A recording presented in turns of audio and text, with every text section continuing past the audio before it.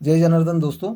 देखिए, आज का मुख्य विषय है आयताकृति घर में अगर आपका किचन कहाँ बनाना चाहिए और कहाँ नहीं बनाना चाहिए।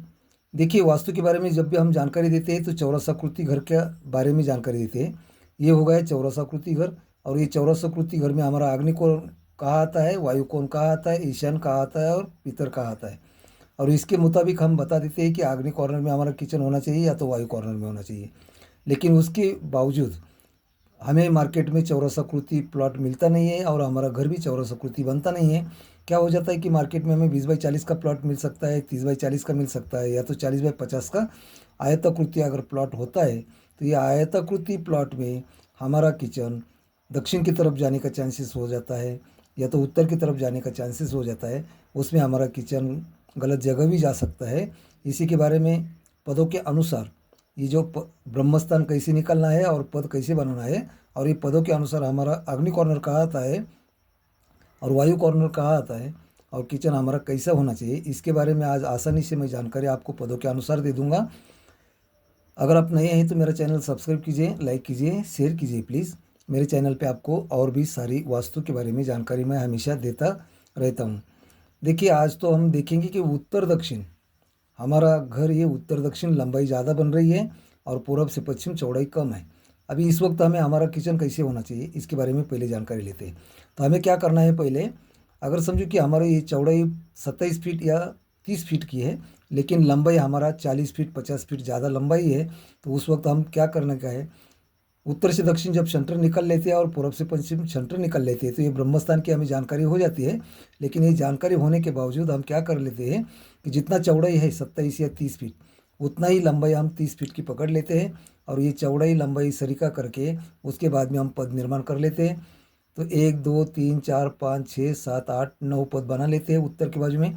उसी तरह पूर्व की बाजू में, दक्षिण की बाजू में और पश्चिम की बाजू में 9 9 पद बना लेते हैं।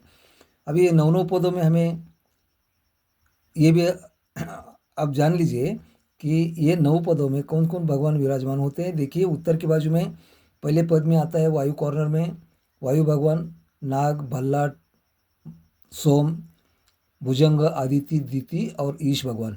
इसी तरह 9 भगवान उत्तर के बाजू में विराजमान है। उसी तरह पूर्व के बाजू में भी पहले ईशान्य कॉर्नर में ईश भगवान आते हैं। उसके बाद में पर्जन्य, जयंत, इंद्र, आदित्य, सत्य, भ्रूष, आकाश और अग्नि। ये जो 9 पदों में 9 भगवान विराजमान होते हैं। दक्षिण की बाजू में आता है पितर, मृग, भृंगराज, गंधर्व, यम, गृहक्षत, विथत, पुरुषा और यह अग्नि आता है। उसी तरह पश्चिम की बाजू में भी या वायु कॉर्नर में वायु, पापेक्षमा, शेष, असुर, वरुण, पुष्पदंत, सुग्रीव, द्वारिक और पितर, ये भगवान विराजमान होते हैं। उसी तरह क्या हो जाता है कि उत्तर की बाजू में हमें कुबेर भगवान का स्वामित्व मिलता है और बुध ग्रह की कृपा मिलती है। उसी तरह वायु कॉर्नर में गुरु ग्रह का स्वामित्व है, ग्रह की कृपा मिलती है। ईशान्य कॉर्नर में गुरु ग्रह की कृपा मिलती है।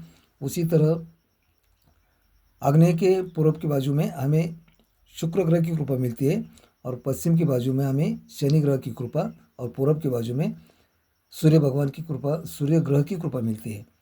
और उसी के कारण ये ग्रहों के अनुसरण और जो भी पदों में जो भी भगवान विराजमान है उनसे अनुकूल हमें अनुकूल परिणाम भी दिखाई देते हैं और नकारात्मक ऊर्जा, सकारात्मक ऊर्जा भी दिखाई देता है। इसी के कारण हमारा किचन कहाँ होना चाहिए इसके बारे में हम आज पूरी जानकारी लेते हैं। देखिए, अगर आपका घर उत्तर दक्षिण आयताकृति बन रहा है, अगर आयताकृति अगर उत्तर से दक्षिण लंबाई ज़्यादा होगी और पूर्व पश्चिम चौड़ाई कम है, इस वक्त हमारा किचन कहाँ होना चाहिए। देखिए कि पहले तो हमें पद बना लिया, पद निकालने के बाद में अग्नि कोण हमारा यहाँ आता है, ईशान्य कोण यहाँ आता है, वायु कोण यहाँ आता है और यहाँ निवृत्ति कोण आ जाता है। तो इस वक्त हमें क्या करना चाहिए कि हमारा किचन अग्नि कोण में कहाँ आता है, ये जगह अगर हमें मिल जाती है तो ये दक्षिण की बाजू में हमारा किचन नहीं होना चाहिए वास्तु के अनुसार। इसका कारण ये है कि आपको पदों के अनुसार जानकारी देता हूँ।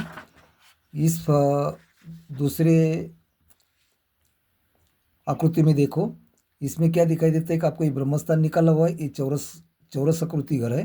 तो इसमें क्या होगा है कि ये अग्नि कॉर्नर हो गया, ये ईशान्य हो गया, ये वायव्य और ये नैऋत्य, ये 4 कॉर्नर निकल गए। लेकिन आपका प्लॉट अगर उत्तर से बढ़ जाता है, दक्षिण से बढ़ जाता है, तो यहाँ देखिए अग्नि कॉर्नर ब्रह्मस्थान से सीधा रेखा खींचते तो अग्नि कॉर्नर यहाँ आता है। लेकिन अगर दक्षिण की तरफ जाओगे तो ये दक्षिण कॉर्नर में 7 नंबर का पद आ जाता है। ये 7 नंबर का पद होता है विथत। उसके बाद में 8 नंबर का पद आता है पुरुषा और अग्नि रह जाता है यहाँ। उसी तरह उत्तर के बाजू में अगर वायु कॉर्नर में अगर देखते हैं तो यहाँ हमें वायु कॉर्नर में वायु भगवान का स्थान मिलता है। लेकिन आगे जाएंगे तो आगे हमें नाग भगवान का प्राबल्य दिखता है। और अगर उत्तर के बाजू में और भी जाओगे तो यह मुख्य भगवान का 7 नंबर में हमें प्राबल्य में दिखता है। जैसे कि ब्रह्मस्थान इसीलिए हम निकालते हैं कि ब्रह्मस्थान से हम सीधा रेखा अगर खींचते हैं हर एक पद के लिए, तो जैसे जैसे पद आगे जाएगा वही पदों का वह परिणाम हमें दिखाई देता है। इसीलिए हमें हमारा किचन सही जगह होना चाहिए। ये आपको समझने का इस वीडियो में प्रयास मैं कर रहा हूँ। देखिए अभी अग्नि कॉर्नर हमें यहाँ अगर मिल जाता है और अग्नि कॉर्नर से हमारा किचन अगर समझो ये आग्नेय समझकर दक्षिण की बाजू हमारा किचन चला जाता है ज़्यादा। अगर ये घर हमारा आयताकृति बहुत लंबा बन गया और हमारा किचन दक्षिण की तरफ चला जाता है तो यह अग्नि कॉर्नर रहता ही नहीं है। यह आ जाता है गुरुक्षेत्र, वितत, पुरुषा, दक्षिण बाजू का जो भी पद है, ये दक्षिण बाजू के जितने भी पद है इनका प्रभाव इधर बढ़ जाता है। इसीलिए हमें किचन हमारा अग्नि कॉर्नर में सही जगह हमें मिलने को चांस मिल जाता है पदों के अनुसार। अभी देखिए आगे का जगह हमें क्या करना चाहिए। आपको प्रॉब्लम यही सवाल खड़ा हो जाता है कि ये दक्षिण बाजू में फिर ये जगह हमें क्या करना चाहिए। देखिए भाई, अगर दक्षिण बाजू में हमारा रोड है तो दक्षिण बाजू में हमारा एंट्री भी हो जाता है, गेट भी हो जाता है। तो यहाँ किचन के आगे हम यहाँ पार्किंग भी बना सकते हैं, या तो सीढ़ी बना सकते हैं बिना टावर की, या तो यहाँ पोर्च भी बना सकते हैं। अगर समझो कि उत्तर से दक्षिण आपका घर लंबाई ज़्यादा हो रही है तो ये अग्नि कॉर्नर के आगे जहाँ विथत आता है, गुरुक्षत आते हैं, पुरुषा भगवान की स्वामित्व आता है, पद बदल जाता है, तो यह हमारा किचन आना उचित नहीं होगा। या हमारा पार्किंग बना सकते हैं, या तो पोर्च बना सकते हैं, या छोटा सा रूम भी बना सकते हैं, लेकिन यह हमारा किचन बनाना उचित नहीं होगा। उसी तरह अगर वायु कॉर्नर में हम किचन बनाने का कोशिश करते हैं तो वायु कॉर्नर में देखिए क्या हो जाता है कि वायु कॉर्नर में ये वायु कॉर्नर हमें किचन बनाने के लिए मिल गया, ये भी बात सही है। लेकिन क्या हो जाता है कि अगर ये वायु कॉर्नर का जो किचन बना रहे हैं और आगे आयताकृति प्लॉट अगर हमारा है तो ये वायु कॉर्नर का किचन हमारा उत्तर की तरफ अगर बनाएगा तो भी उचित रहेगा, क्योंकि उत्तर की बाजू में कुबेर भगवान का स्वामित्व होता है। यहाँ गुरु ग्रह की कृपा हमें मिलती है, इसीलिए हमें सकारात्मक ऊर्जा का प्रभाव ज़्यादा मिलता है उत्तर की बाजू में। इसलिए हमारा किचन या उत्तर की बाजू में अगर जाता है, रोड फ्रंट में जाता है, तो भी या हम किचन बना सकते हैं, क्योंकि यह आता है नाग भगवान, उसके बाद में पहले वायु, उसके बाद में नाग भगवान, और यह मुख्य आता है या भल्लाट आता है। तो ये जैसे जैसे ब्रह्मस्थान से हम रेशा खींच लेते हैं तो यह हमारे पवित्र देवों का यहाँ सहवास होता है। उत्तर की बाजू में हमें कुबेर भगवान का स्वामित्व मिलता है, इसीलिए उत्तर की बाजू में हमारा अगर ये वायु कॉर्नर का किचन अगर बढ़ जाता है, या तो वायु कॉर्नर उत्तर की बाजू में अगर यहाँ ले लेते हैं तो यहाँ हम पार्किंग भी बना सकते हैं, सीढ़ी भी बना सकते हैं और किचन भी बना सकते हैं, इतना याद रखिए। तो ये उत्तर दक्षिण अगर आयताकृति घर आप बना रहे हैं तो सावधान कि ये किचन हमारा दक्षिण की तरफ नहीं जाना चाहिए। जहाँ अग्नि कॉर्नर साध्य होता है या हमारा किचन बनना चाहिए, इतना याद रखिए। आगे की वीडियो में हम देखेंगे कि पूर्व पश्चिम अगर आयताकृति घर अपना बन रहा है, अगर उत्तर से दक्षिण चौड़ाई कम है और पूर्व से पश्चिम लंबाई अगर ज़्यादा होती है तो ये किचन हमारा कहाँ हो सकता है और वायु कॉर्नर का किचन कहाँ हो सकता है, इसके बारे में अगली वीडियो में जानकारी लेंगे। आज के लिए इतना ही, धन्यवाद, फिर मिलेंगे।